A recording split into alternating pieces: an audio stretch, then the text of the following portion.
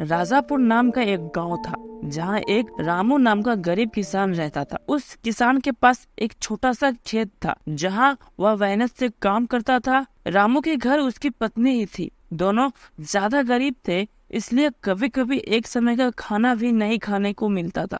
एक बार रामू खेत में खेती कर रहा था कि अचानक से उसका कुदाल एक पत्थर जैसी चीज से टकराया और जोर से आवाज आया। रामू चौंक गया और आसपास खोदकर निकाला तो एक मजबूत पत्थर का घड़ा निकला।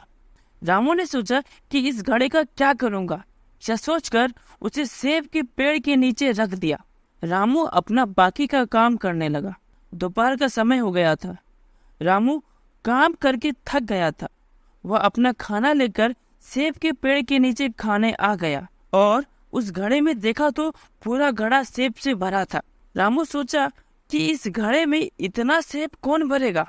ज्यादा ध्यान न देते हुए रामू सेब निकालकर खा लिया और घड़ा बाजू में रख दिया। रामू जब सेब खा रहा था तब अचानक में एक सेब घड़े में गिरा और थोड़ी देर में पूरा घड़ा सेब से भर गया। रामू पूरी तरह चौंक गया और समझ गया कि ये कोई सामान्य घड़ा नहीं है, बल्कि ये कोई जादुई घड़ा है। रामू तुरंत घड़े को लेकर अपने घर चला गया। घर आकर रामू अपने पत्नी को जादुई घड़े के बारे में बताता है। उसकी पत्नी रामू पर विश्वास नहीं कर रही थी, तो रामू एक चावल का टुकड़ा लेकर जादुई घड़े में डाल दिया तो थोड़ी देर में पूरा घड़ा चावल से भर गया। उसकी पत्नी हैरानी से देखने लगी। दोनों खुश होकर रात का खाना खाए और सो गए। सुबह होते ही रामू उस घड़े में सब्जियां डालता और बहुत सारा सब्जियां निकालकर बाजार में बेच आता। इस प्रकार रामू खूब तेजी से मेहनत करके खूब सारा धन कमाया और बड़ा सा बंगला बनवा लिया।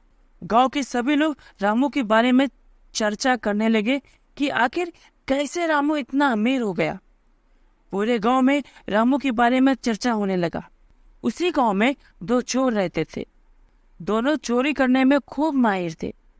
जब ये बात इन चोरों को पता चला तो दोनों चोर दिन के समय रामू के घर जाकर देखने गए। दोनों रामू के घर जाकर खिड़की से छुपकर देखा कि रामू एक सब्जी डालता है तो जादुई घड़ा से बहुत सारा सब्जी बनकर निकल जाता था। दोनों चोर बहुत खुश हुए और उस जादुई घड़ा को चोरी करने का प्लान बनाया।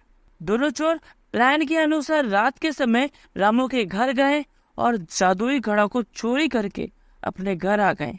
दोनों चोर में से पहला चोर जादुई घड़े को जांचने के लिए उसमें एक सोने का सिक्का डाल दिया।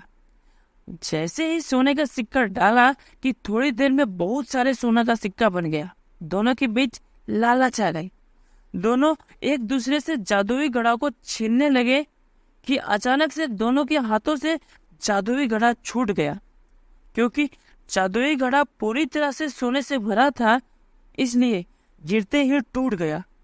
इस प्रकार जादुई घड़ा न पहला चोर का हुआ न ही दूसरा चोर का। दोनों जादुई घड़े से हाथ धो बैठे और वह घड़ा किसी के काम का नहीं रहा। तो बच्चों, वीडियो अच्छी लगी तो लाइक जरूर करें और इसी तरह की मजेदार कहानियां देखना चाहते हो तो नीचे लाल रंग के सब्सक्राइब बटन को अभी दबाओ। चलो जल्दी से दबाओ। दबा दिया। अच्छे बच्चे, तो मिलता हूँ आपको इसी तरह की मजेदार कहानियों के साथ।